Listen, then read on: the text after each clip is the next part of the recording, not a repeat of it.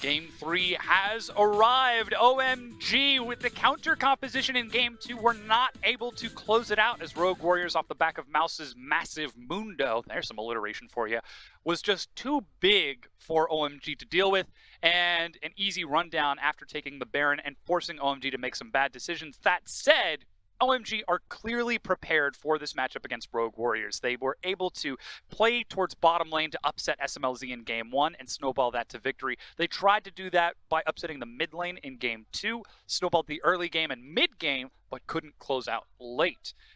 If they have a strategy prepared, is it just going back to snowballing the bottom lane and upsetting SMLZ? Well, I think they could try the myriad of things. It's not necessarily all about SMLZ, but I do agree with the general sentiment that OMG has come with a lot of knowledge of how Rogue Warriors play. They are anticipating a lot of the drafts that are coming out for them, and they do have those specific answers coming out. So it's going to be hard for Rogue Warriors to show their hand early. And what I do expect for OMG is to maybe try to go on the red side, try to get those easy counter picks onto Rogue Warriors. It's actually fairly interesting. This is Rogue Warriors side selection in Game 3. In Game sorry. 1, they chose red side. In Game 2, OMG chose blue side, so things didn't change up. Now Game 3 goes back to Rogue Warriors. Do they And just they're going stick on to red. counter pick? And they're going on red. So Rogue Warriors is the team that has the most obvious ban pick tendencies out of our Rift Rivals teams. They always go red side if they have the opportunity to do so. They do like to counterpick for Doinby quite a bit, and they also do like to run the double counter for top lane as well. They have a lot of flexibility in their draft overall. 17 champions played in the bot lane, so plenty of flex. We'll see what they decide to pick up, as again, we've already seen a lot of developments in this matchup. It might be time for Rogue Warriors to break out their secret weapon. As they've already shown that Kled in Game 2, it's time for them to take this match completely seriously. As Doinby, at the end of Game 2, after he gets the kill onto Icon, teabagged his corpse on the way to the Nexus. This is no longer about playoff standings, Clement. I love it so much. This is no longer a battle between Rogue Warriors and OMG. This is Doinby versus Icon. This is SMLZ versus his former team.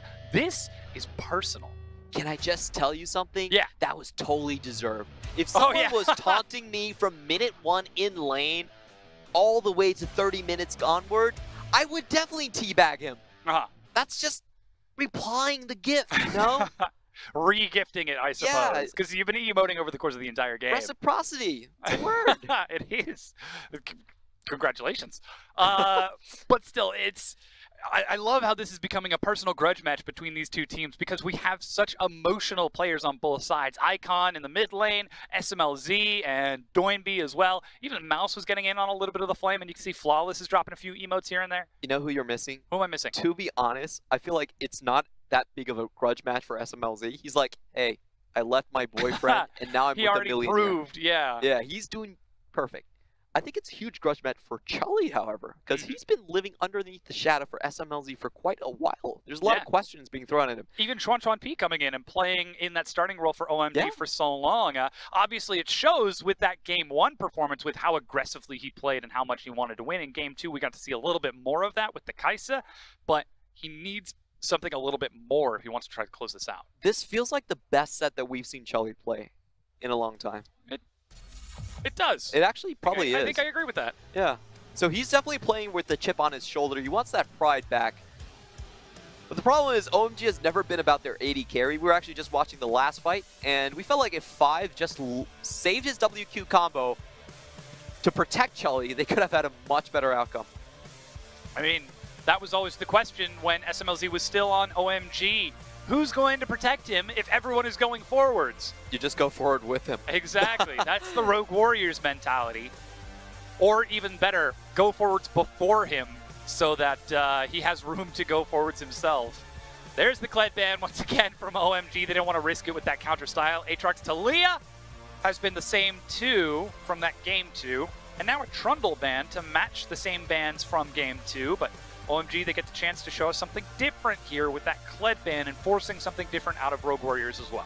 So what we've seen for 2 games straight is that OMG likes to go on the blue side, use their first pick to lock down something either for jungle or for mid. And this time around, looks like it's going to be Icon's Rise. However, I'm always a bit suspect about first picking the Rise because there's a lot of traditional counters to it. Orianna is one of the big ones, something that Doinby plays incredibly well. Cassiopeia is another one. Another champion that Doinby plays incredibly well. Yeah, so whenever I see this Rise first pick, it makes me rather uneasy. Xiang has played it in the past, but very scarcely. I mean, we've already got Killua on that hard engage Rakan and the early priority. Mundo, there's just not enough bans for OMG. They just don't have enough. There's not enough bans for Xiang. Now, interestingly enough, the real counter to Mundo we've seen in the top lane so far is actually being Kled. Oh, yeah. So that's actually a really funny trap that Rogue Warriors are running. Aatrox. Yeah. Oh, sad face. Well, now Xiang gets the chance to look for counterpick in Game 3 as he sees that very early on. Gangplank is the pickup for some massive scaling. I really don't like the GP so early because that really takes the Rise question out of the question. Yeah. Removes the Rise question about where he's going, and it's going to be a mid-Rise for sure. That just seems like an easy give-me for Doinby. Alistair is the follow-up, and Doinby's hovering over a few champions for SMLZ here. Could be prioritizing that bottom lane a bit earlier on. You already mentioned counter picks. There are a lot of them, but the Ezreal is picked up. That means jungle and mid are going to be the next answers from Rogue Warriors. This is an interesting way to draft. What Rogue Warriors are saying is that Doinby has more than 2 counter picks to the Rise. You can take away the Orianna, you can take away the Cassiopeia. I'm still going to have something that is very strong against you in lane. They're actually targeting away Jekko on the other side. That mid-jungle synergy so strong. Not going to look towards Chelly's champion pool. There's the Orianna ban you were talking about. Let's see if the next one will be a Cassiopeia or perhaps a Zoe. Well, that being said, Doinby doesn't really play a lot of Zoe. For having such a massive champion pool, that should be one that should be a bit more expected for him. But if he were to take it, it would be a surprise. Taking away the Xin Zhao, so Rogue Warriors are taking away strong early game junglers, while OMG are probably going to leave up the Cassiopeia, is going to be my guess. They're probably thinking that, hey, we could play against the Cassio, low mobility, never mind, bans it straight away. Or ban it away, yeah. So now without those junglers, they just say, okay, we can't actually play against Cassio anymore. They have to... It's so weird to see a team pick Rise first and then have to spend 2 bans there. Yeah, trying to make sure the Rise is safe. As Kindred is picked up now by Flawless, a huge champion for him. He plays Kindred like Ning plays Kindred, aggressively and in lanes, farming enemy champions for kills instead of jungle camps. OMG do have the Graves still left. It's a good early game pickup against the Kindred. And they do still have the question thrown to Rogue Warriors about what actually counters Rise in lane. Well, we're about to find out. Gragas is the final pickup for Jekko as Chelly picks himself up that Tristana. Massive damage with the Storm Razors. Late game rapid fire cannon, Storm Razors Infinity Edge is so big. Oh wow. That would be a confidence play from Doinby. Not really what you typically see. I could understand the situation you're picking it for. It's a Void Stone against a double AP jungler and mid laner, so you have a lot of survivability. But you're probably going to have to take Cleanse in this situation. Well, he's currently got Teleport. We'll see if he sticks with it as he's still got 30 seconds on the clock to lock things in as he prepares to load onto the Rift for this, because that, I have been told that Rise is pretty good into Kassadin. You do lose out late game, but you give up so much priority early. If the Rise he can push in the wave quite easily, he can roam with his jungler, really mess with Flawless as well. It's an incredibly risky pick for it to go to Kassadin, and you have to look at their side lanes. They don't actually have the strongest side lanes either. If I'm OMG, I'm already thinking about pushing Kassadin in and going straight for their bot. You do have the push potential, you do have the push advantage with Tristana versus the Ezreal. especially if that Rise gets level 6 for Realm Warp. It's so easy to get under the turret nice and quickly. Pair that with a Gragas who's able to get a flash body slam, the Alistar headbutt pulverize. There are lots of ways to set it up, and only one way really to escape: Arcane Shift and Flash to get away from the pressure of that turret. So OMG could take a page out of Rogue Warrior's book and do the exact same play that Rogue Warriors are famous for: 4-man stacking bottom, heck, even 5-man. Get that top laner in there, get the Gangplank Cannon Barrage. Exactly. They have all the tools to just shove in the bot lane and just all funnel all their members in, all their ultimates. It's going to be up to Flawless to really keep them afloat. He needs to come up with a solution to really hold on to his own blue side jungle.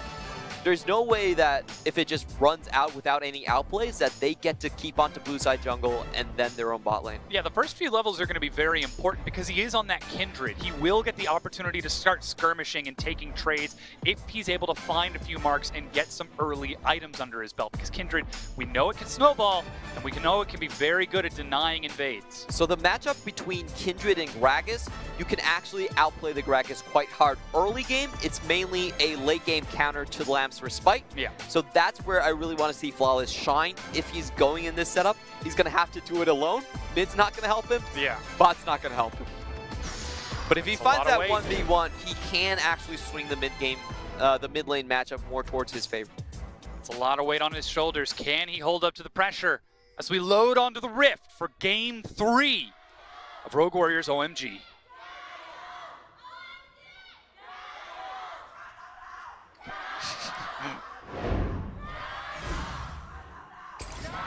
Those are some dedicated fans. Xiang, ooh, 5 gold. No Kleptomancy though. Does not get a bag of gold as 5. Ooh, finds himself an SMLZ. That's the Arcane Shift. Rocket jump out of Chelly as SMLZ walks into lane after the minions have spawned. Now Killua, let's see, he does take Gleaming Quill, so he will be able to heal SMLZ a little bit, but that's already starting to look like a painful lane. Ooh. Yeah, you can't push the wave with Arcane Shift. So the level 1 bullying period that you have against the Alistar is pretty much gone. Killua, look at that. He's using that Gleaming Quill on cooldown. Mana cost be damned. He needs to get his carry back up to health. And 5 is looking for another opportunity to head back in as he drops a ward and the waves crash. That does mean a leashless start to both junglers. I think actually Mouse was able to get a leash onto Flawless by throwing a few cleavers. It's probably been a while since Icon has last seen Cassidy. He goes in for the level 1 auto attack trades and ends up losing a ton of health. Yeah. That corrupting potion just so strong with the null sphere. I actually feel like Icon's own corrupting potion probably Would help. probably harmed him more than it helped because he was continuously doing damage. And kept the minion aggro in the wave. Though he is taking Rune Prison at level 1, finally ticks over to level 2 to try and get that trade back as Jekko, he's setting up this bottom lane so early. The marked Scuttle Crab is on the opposite side of the map. Flawless went for double buff and did not step into the Scuttle. Looks like Jekko and 5 are ready to meet that Kindred, but seeing that the mark has moved, Flawless heads to the other side. A little bit unfortunate right there for Jekko. This means that Flawless is going to start off on a good footing. The number 1 mark is always the most important one because it does have to come out of a Scuttle. If you're denied the first round of Scuttles, you need to wait so long for it to actually appear, and by then you don't know what your lanes are going to be like. And that's why we see Jekko rushing towards the Scuttle, but it wasn't actually the Scuttle that Flawless wanted. He was looking for Xiang as a bait, sees that it's warded. That does buy enough time for Jekko to look for the Scuttle. He's level 2 versus level 3, sees that it's marked, and now he will see Flawless level 3. With red buff burning down, Flawless is just keeping his eye on Jekko as the two junglers look each other, stare each other down like two gunslingers in the Wild West. Who's going to draw first? The problem here is that Gangplank should have an easier route towards the Scuttle, and indeed you do see Xiang coming down. That's why Flawless is very apprehensive about committing onto the Scuttle. 900 health. Flawless leaps back. He's got the smite, though he is being denied entrance into the river through that barrel. And now that they see Xiang finally has to give it away, Smite picks it up for Jekko as he ticks over to level 3. And OMG, through teamwork and communication, are able to slow down this Kindred. Yeah, and we can really see the effects of that. Kindred, if she gets to 4 stacks, she does get 75 extra attack range, but not before that. So The question is, when can you actually get your 4 marks and start ganking your lanes at maximum efficiency? Uh-oh, Flawless. Looking for a gank, but there is a ward on top of him. Look at that, Jekko's coming around from behind. Double flash simultaneously.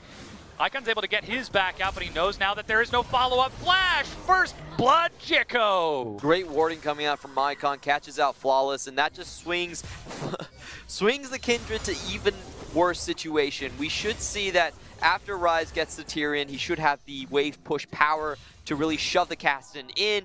And with this lead, Jekko and Icon could go lamb hunting. Lamb hunting and wolf hunting. As they try to protect their own cattle, we can see a good trade as 5 flashes forward for the stun! And Chelly finds the 2v2 kill. They trade it back 1 for 1 as SMLZ has a massive minion wave. Chelly's forced to back away from the range on that Ezreal. But we've got a kill on both AD carries. As the wave crashes in, Chelly will be able to catch up in CS. I will say slight favor in Rogue Warriors because Killua does have splash. There's no flash for SMLZ. Jekko's trying to get in there, gets the slow barrel, and that's Chelly finding the reset. They trade 1. He leaps away and flashes to safety as there's no mounting dread for Flawless. This game is action-packed. 5 kills in 5 minutes. Doinby teleported down to bottom lane to try to collapse on Chelly. Yeah, it does want to shove the wave in because if Chelly is able to pick up this wave, he still stays around and does so anyway. A little bit of a wasted teleport here, and you can see the mid lane. He is going to have Killua hold out the wave for him. That's some experience absorbed by Killua, but Doinby will miss a large portion of it with his Catalyst. Icon at level 6 has got Realm Warp and the ability to maneuver around the map a little bit more. Teleport being used by both Chelly and Xiang to head to their respective lanes. As OMG are slightly ahead of Rogue Warriors right now. It was a really good play on Chelly. He actually dodged out on the first battle's entrance, grand entrance coming in from Killua. The Killua W didn't hit anything, and on the way back is where 5 really did him in.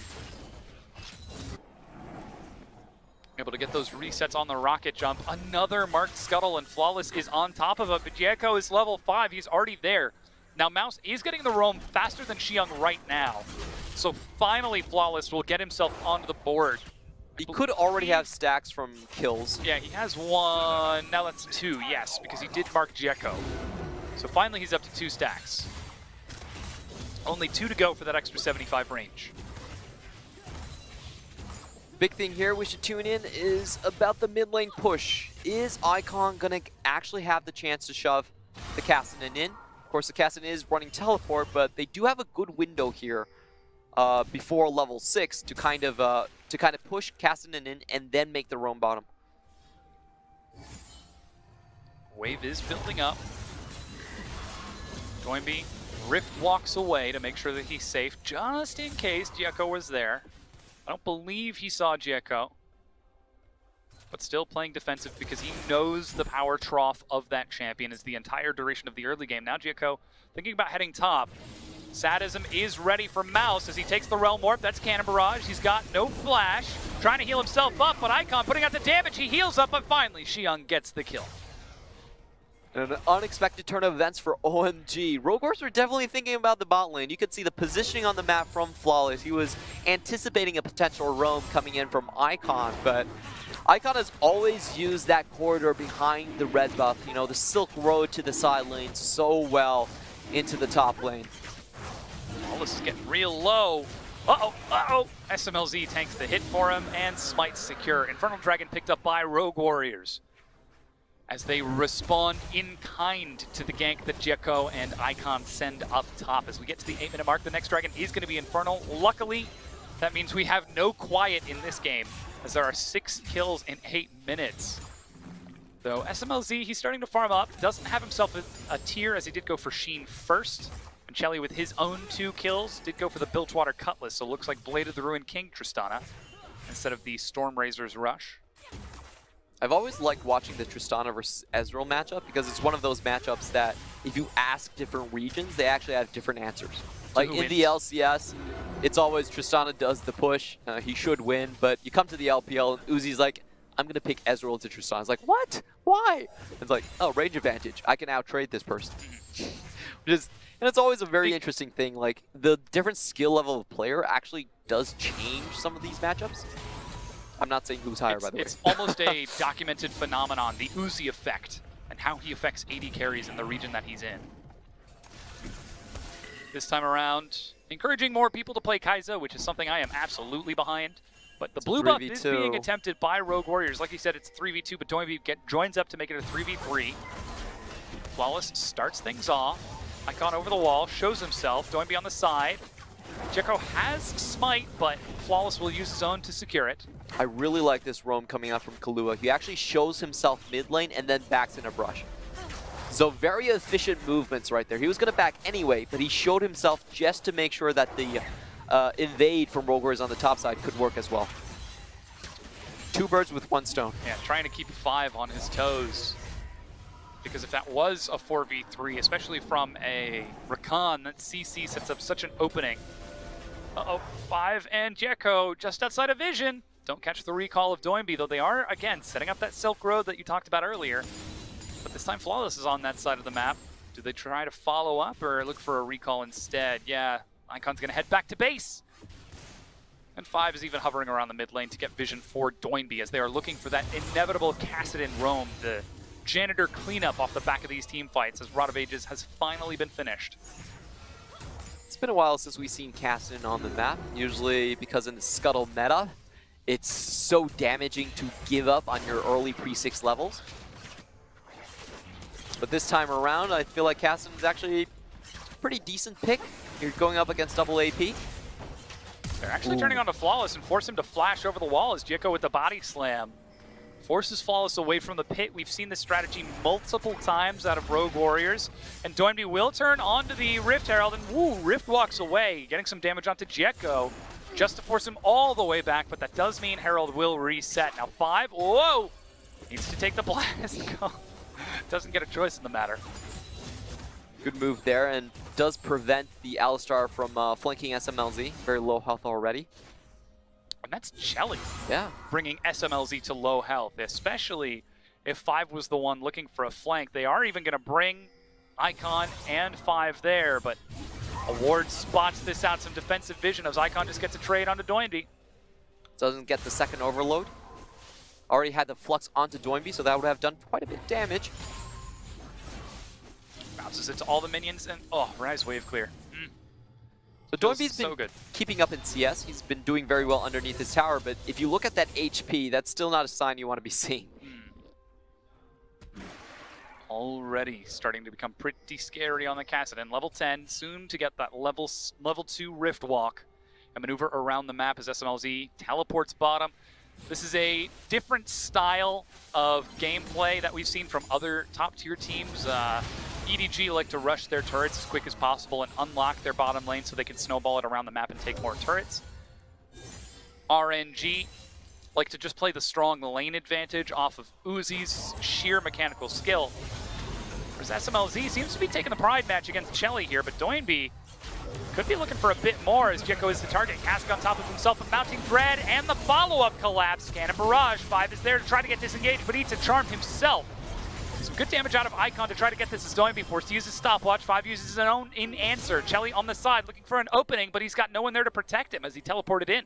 And Rogue Warriors just collapsed so fast on any point on the map. You could see that OMG were following their footsteps, but they were already outside of the fight. Rogue Warriors had the inner track. They had OMG's members surrounded at that point. It did start with Doinby with the better vision on the river. Spotted out where Icon was. They were able to outflank him, and his jungler did pay the price. That gives another kill over to Rogue Warriors and pushes a turret into the minion wave. As Icon starts to pick up some minions, Flawless in the meanwhile uses that window of opportunity to take the Rift Herald. Rogue Warriors, how do they find these timings? They did the same thing in game 1, where they were down like 4,000 gold, and then they would just group up, dive 2 turrets, kill a Cho'Gath, and leave. I really feel like it's spectacular to watch Rogue Warriors actually do what they do on these collapses, because they bring in every single member from every single place on the map. Yeah. The amount of calculations for that to work is quite high. Are they? Do you think they're actually calculations? Like they do the math to go through the timing? Because I know that Doinby actively tracks every summoner spell in the game, which is impressive in and of itself. That means that he also probably tracks his matchups abilities as Flawless. Ooh, He's on top of the Lamb's Respite here. The satchel charge stacks up. Oh, great pushback. Goes the Weasel.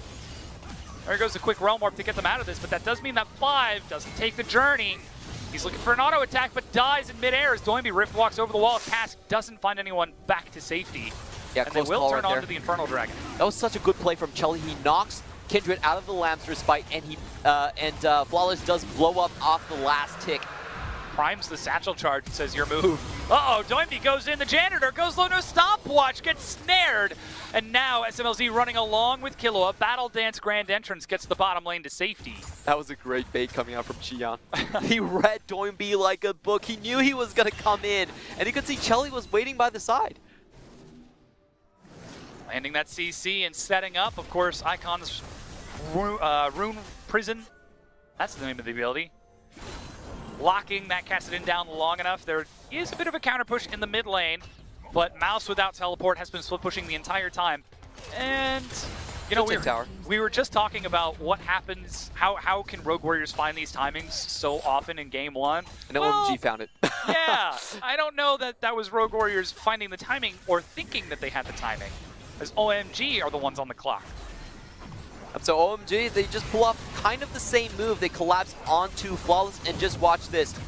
Knocks Kindred out of the Lamb's Respite and finishes off his life. Brutal. And same effect basically as the Gragas cast.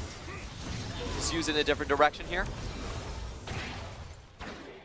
Just a nice send-off to take the Infernal. And here we get to see this once again. So Xiang acts as bait. Yep. Jekko very low health. Teleport canceled, sets up the cannons, and Chelly just finishes it off as stopwatch is used. Not even having to flash to get that out of the wall. I just feel like Jekko is probably going to get reprimanded for going over the wall. It's like, this is a bait, where are you going? How come you didn't stay? Because I had 200 health. But now 16 minutes into the game, it's still dead even in gold, though Rogue Warriors did get first brick and were able to break down the mid-tier 1 over the duration of that replay. The scary thing is, that first brick gold went to Mouse on Mundo. Is there an Executioner's Calling yet? No, there isn't. There won't be one. Call me back when there is. OMG's never going to build one. I feel like I understand the mentality of OMG, because just watching all these games, they're like, you know, we have one Ignite. There's one target on there. It's fine, yeah. Yeah, we'll do it. Outlast the duration. You can see the gold is even in the mid lane, even in the bottom lane, even in the jungle. And at Mundo, 400 gold ahead. Sorry, the Gangplank 400 gold ahead. Because, you know, he's Gangplank. So this is an interesting gambit by OMG. They took the Infernal Drake, but they actually paid 2 towers to do so. And what this tells me is that they're much more concerned about the late game than the immediate power of the gold gain from objectives.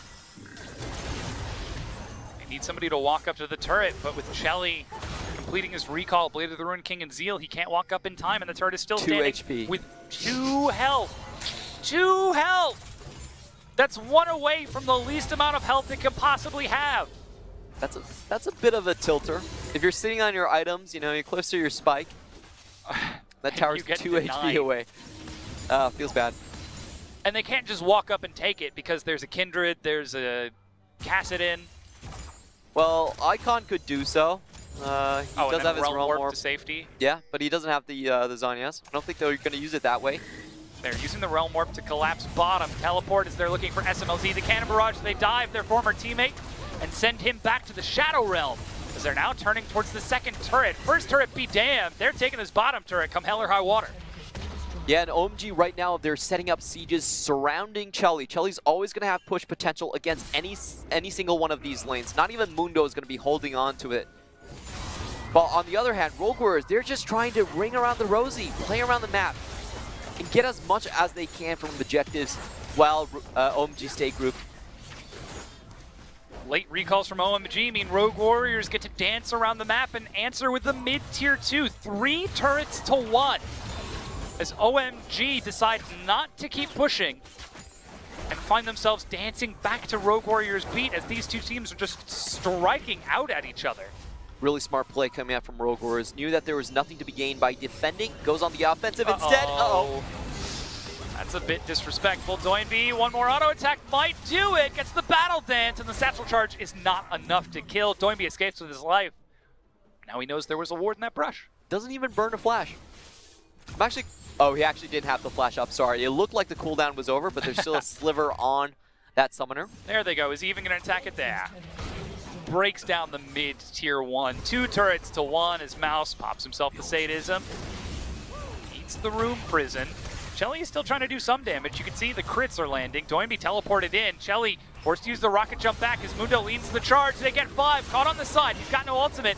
And he will be caught. And Doinby flashes in the grand entrance. Gieppo chases it down. OMG are running it back, but Rogue Warriors are running it down as they're finding even more kills. They managed to kill off the Mundo. Icon steps onto the room prison as Doinby goes golden to deny his damage. It's one reset for Chelly, but he trades his life, and SMLZ gets it along with the unbenched. Doinby again with the emote. And how is Rogue Warriors able to do it? They're just so lightning fast. All the members piling in at the same time. And I think the first catch was the most crucial one. They get 5 around the tower. You can see Chelly trying to force out the ultimate from Mouse actually does go down. And Rogue Warriors decide to not waste the ultimate, not waste the sadism. They go all in. Chasing down the kills. It's multiple flashes to try and reset, but they don't flash in the same direction, and it's easy for Rogue Warriors to pick them apart piece and parcel. It's a good play from Chelly there, holding on to the R and pushing out Mundo at the last possible second.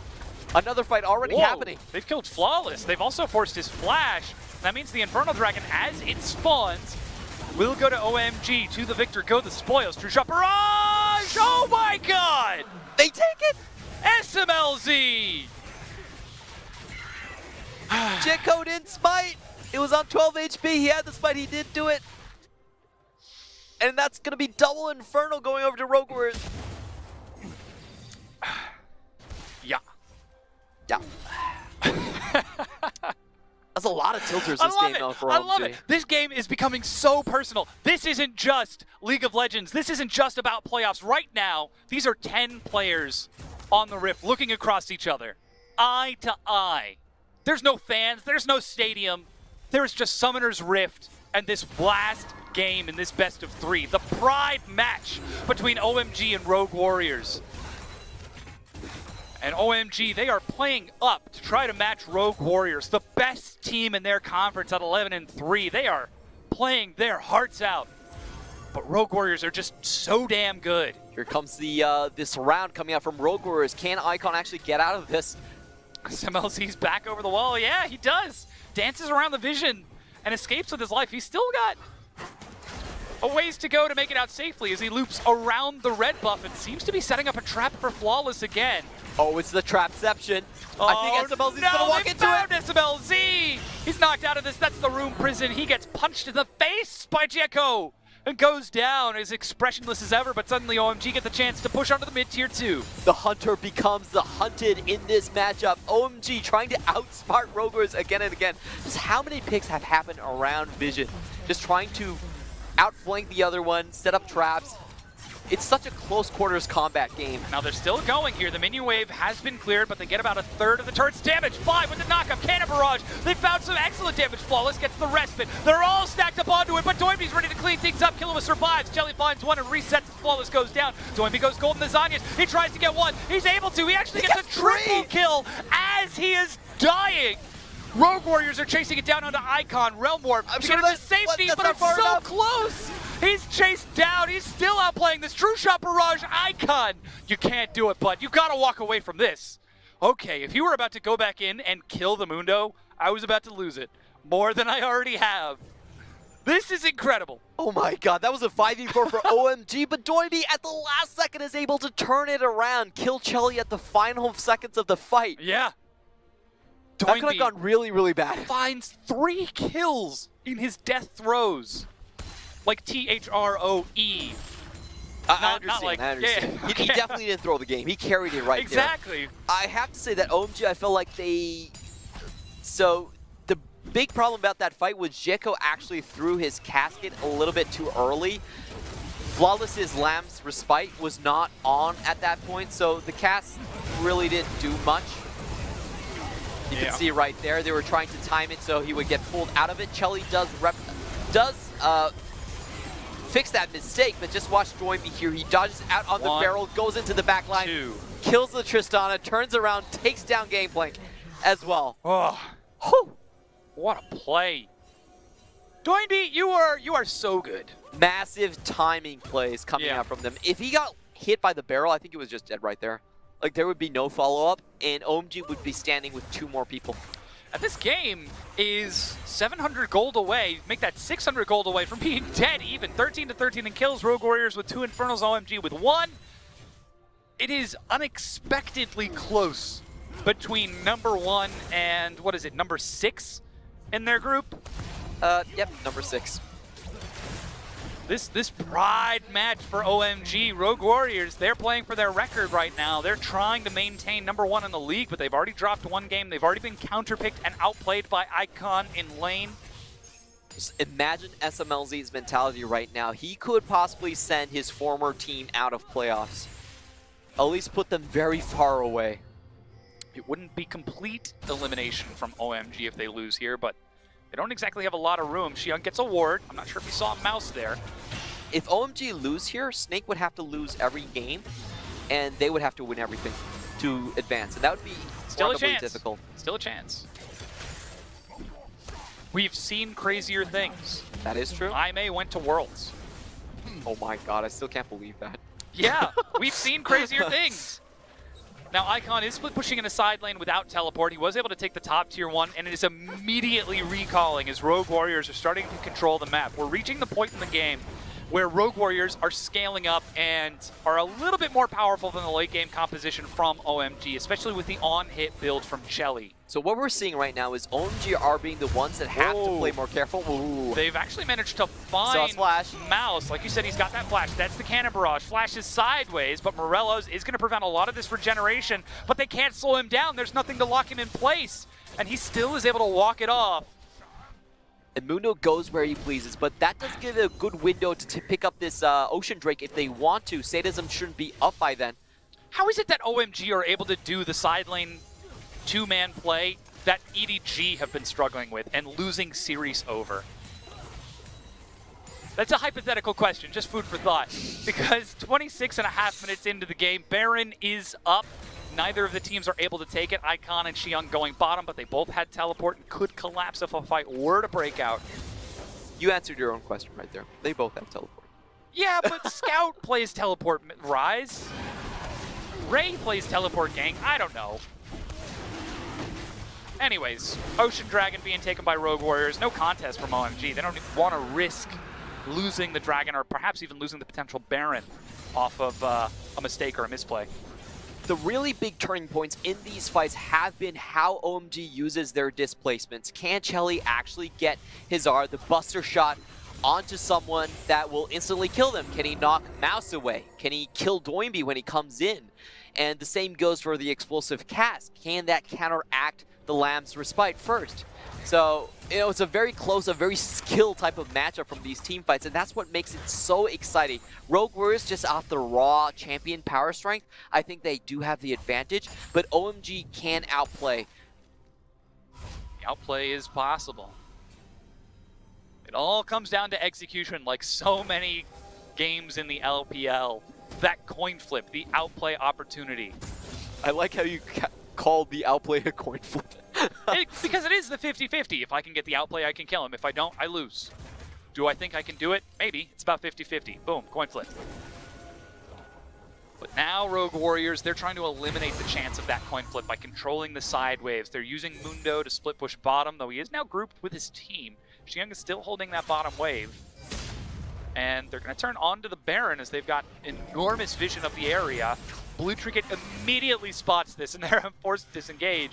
Now they just wait a little bit for the cooldown and do it again. Great spider senses coming out from OMG. Rogue Warriors, I feel like they're still looking for the same type of team fight. If they can engage without Alistar being present, that's a ton of CC not there to prevent their, basically their dogpile type of strategy. Instead, they have to wait for their team to group up and prepare around these buffs. as Icon, he's starting to play defensive now. He's 3-1-6 at 3 full items. Does have the Morellos, so he does have grievous wounds to apply to that Mundo as Mouse shows himself bottom. Xiang actually drops a barrel on top of the Baron. No, Chully's that one crit item away from being where he really wants to be. 100% crit, true damage. As that Engage already. Engage onto 5. He does get the Unbreakable Will, gets a turn knock up onto Flawless and dies before the Lamb's Respite. Now Mouse is split in the back. Doinby's forced to flash away. Sorry, Realm Warp, Rift Walk. One of those. He's over the wall. He's out of there.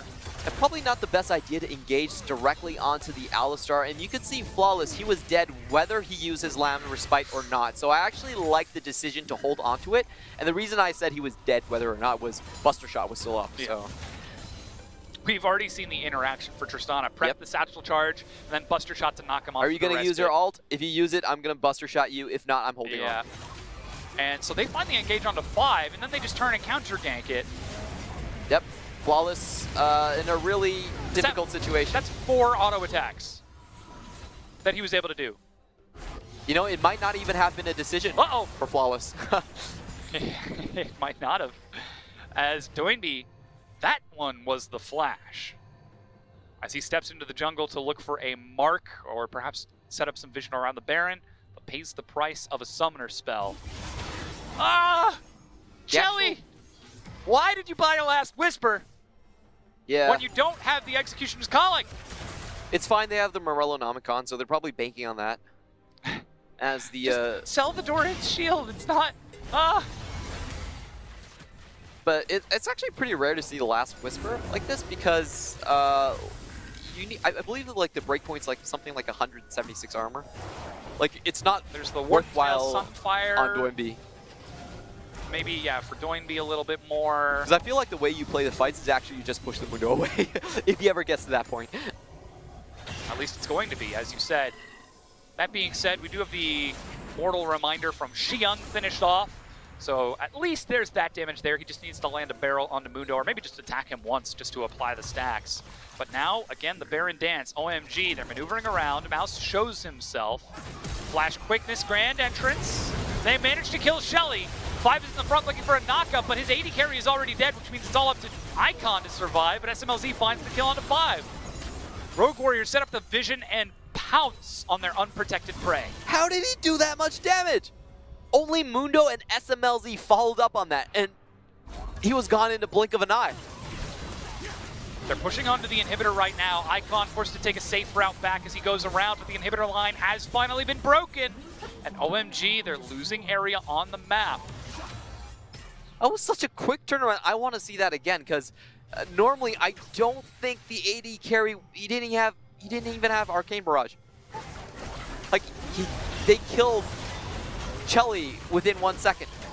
Rogue Warriors on the Baron off the back of this play. Icon is set to step up, but Rogue Warriors are at full health. Double Infernal, the cast, teleport coming in from Chelly, but that's right in the middle of the fight. Baron is being picked up, and Lamb's Respite as they all flash over the wall and leap, use whatever they can to escape. True Shot Barrage as a final send-off. Great use of Lamb's Respite as an elevator in that situation. Basically a bridge of life for you to get away with. But I need to see the replay. That just happened too fast. I didn't expect Chelly to die before the CC ended. Before I could finish the name of the abilities, he was already dead. The quickness. Quick flash, Boom. quickness, grand entrance. 3 things. Here we go. Okay, right. so goes Knockup. in. That's the RW combo. Okay, so you got a briefcase, a Mystic Shot on Bloodthirster Ezreal. And that's it? And I think Flawless might have also gotten the Dance of Arrows. I checked the assist log. There was only 3 people that hit him, and the other 2 that were not Kahlua were SMLZ and Mouse. Trinity Force, Bloodthirster, Blade of the Ruin Kick. That's a 4-item Ezreal. I'm not sure if he was at 4 items during that play. That was still pretty impressive. And a lot. I actually feel like Chelly at this point over-indexed in armor penetration for the Mortal Reminder. Yeah. The rest of his team should be able to deal that already, so it's a bit of a waste in terms of DPS. That's probably not going to be useful against even Doinby. He was level 15 during the duration of that play, whereas SMLZ is now level 17, so there could have been a level difference as well. But the Arcane Shift also does damage. Might have gotten the Essence Flux in there, I don't know. Does. It was very fast. But with Baroned up super minions, Doinby is escorting into the mid lane. OMG are trying to defend 2 waves at once. They're able to pull some of the minions up to the bottom inhibitor turret to defend it as Killua uses the Battle Dance to maneuver around. You can see some of the harass that SMLZ is doing as he finally breaks down the turret. Jiko tries to step forward, but doesn't find an opportunity. They're forced all the way back onto the fountain by that True Shot Barrage. The problem that wasn't for damage onto the minions. Here is that OMG really don't have a front line to move Chelly's damage position forward. Like, they actually have very good damage on by themselves, but they don't have any tanky members on top. And that's kind of the problem with Gragas late game. It's the same question as to what happened at the end of game 2. Who's going to protect Chelly on the carry if 5 is acting as initiation? Should 5 be acting as initiation here, or should he just be trying to keep people off the Tristana? A Kassadin, Mundo, Rakan? It's a very hard question for them. I actually feel like OMG, they're defending their final inhibitor.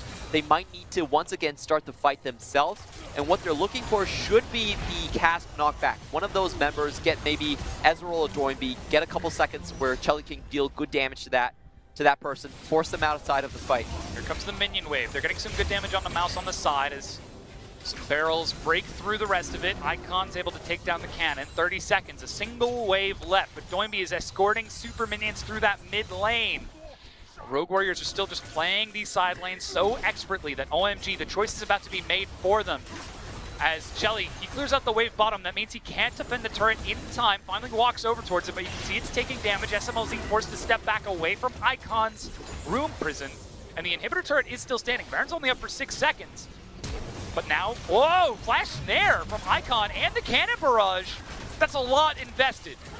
And it does look like they have to give up that inhibitor tower. 2 ultimates down and a flash from Icon, so can't really pursue this anymore. I'm sorry, 1 ultimate down from the game plank. Like you said, that flash snare, Icon knows it, we know it, but do the rest of OMG know it?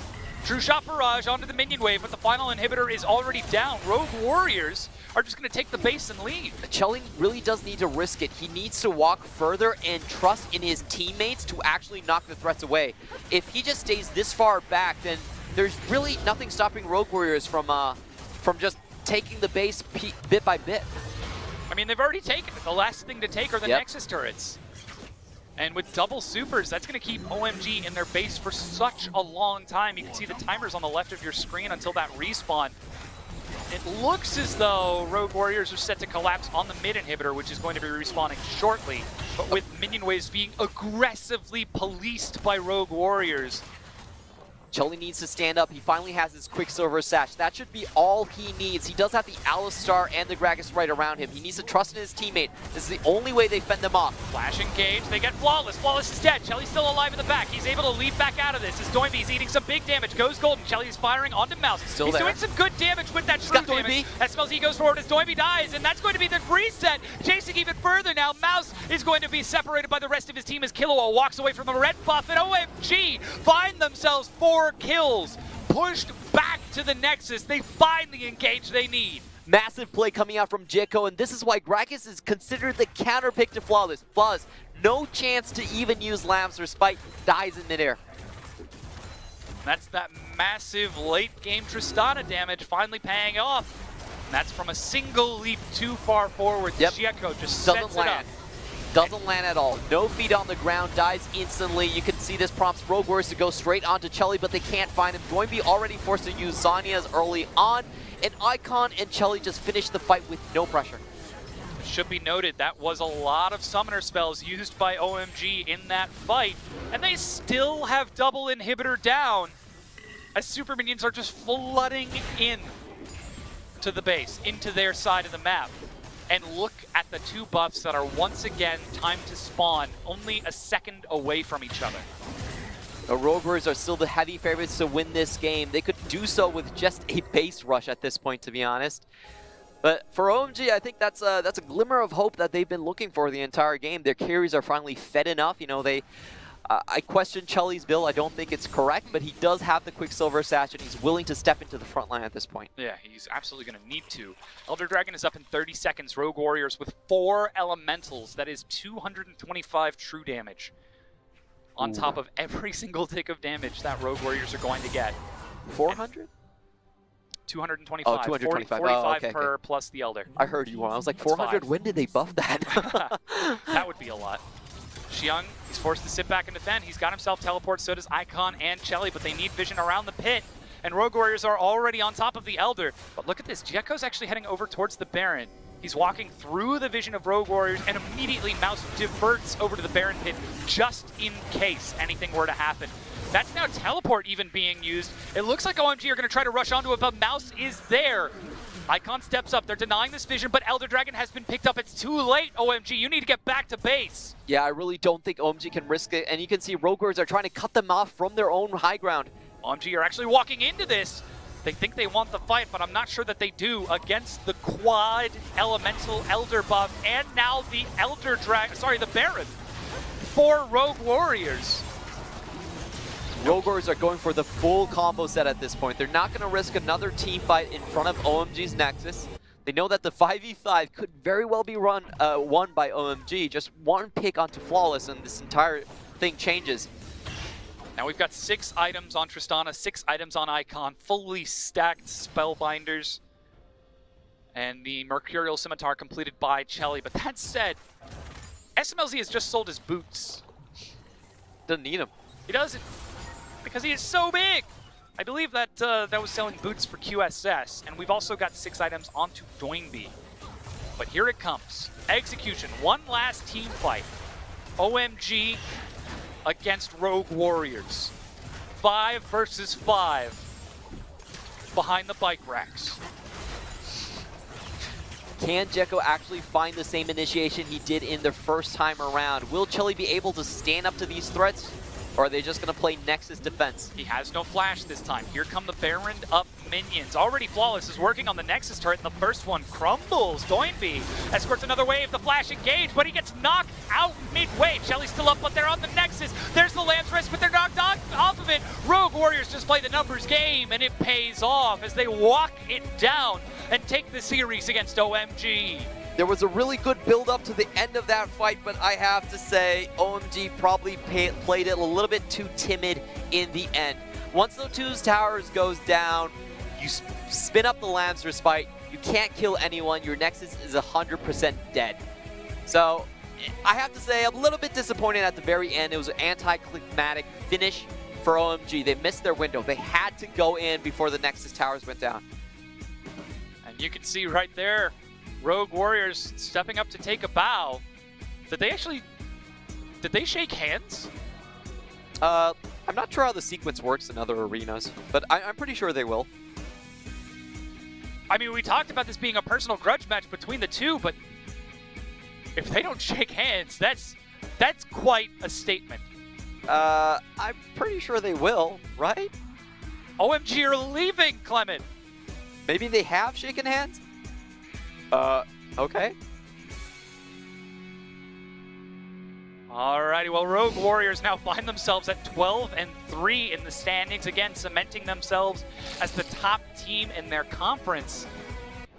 But 41-minute victory. All 3 games were 40 minutes, just about on the dot. 40-40 for game 1, 40-15 for game 2, and a 41 closeout in game 3. Yeah, definitely was a grueling battle here. Rogue Warriors, again, managed to escape with what I would have considered a bit of a worse draft, to be honest. Their early mid lane pressure was nowhere to be seen. It was potentially a very easy dive onto the bot side as well. But what I felt they did really well in the early game and how they held the ball in their own court was that they traded objectives super well. That one kill that Icon managed to get into the top lane was traded back by massive tower damage in terms of the bot side. They got the Infernal Drake on the bot side. And then when Icon went for another dive, they were able to get 2 more towers off the side of that. So really, Rogue Warriors have been playing the map better than OMG, but not necessarily the other aspects. And again, we do have to celebrate Rogue Warriors for finding that pick onto Chelly and slowing down that Tristana over the course of the game. It's really kind of unfortunate that it came down to this. And now we get to see the damage once again. Okay. So that's our Grand W entrance. damage. 1, 2, 3. It looked like that last tick at the end. Just a massive burst coming out of the Bloodthirster Ezreal. I believe that was. I will say that Because the it was CC just a duration briefcase. is actually incredibly long off that single combo, Yeah. because it's the knock-up and then the So it was the charm first into knockup, charm into knock-up.